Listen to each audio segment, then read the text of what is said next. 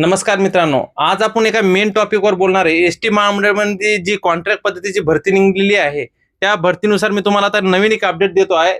तो अपडेट आपल्या व्हिडिओवर आपल्या चॅनलवरती तो व्हिडिओ आपण अपलोड केलेला आहे। तुम्ही तो व्हिडिओ आत्ता जाऊन बघा की काय अपडेट दिलेली आहे। मित्रांनो, ही कॉन्ट्रॅक्ट पद्धतीची भरती जोपर्यंत रद्द होत नाही तोपर्यंत आपण शांत बसत नाही। ज्या ज्या ठिकाणी जे मंत्री संत्री नेते मंडळी जेवढी तुम्हाला दिसते त्या सगळ्यांना तुम्ही ते लेटर द्या आणि सर्वांना लेटर देऊन सांगा की कॉन्ट्रॅक्ट पद्धतीची भरती रद्द झाली पाहिजे, म्हणजे झाली पाहिजे।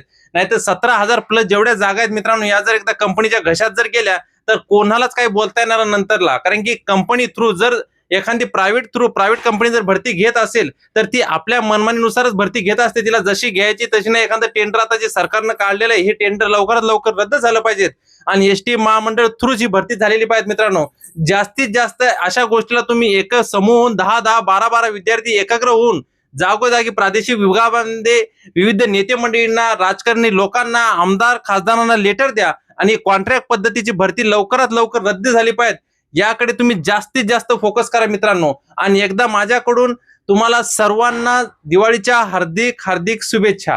थँक्यू।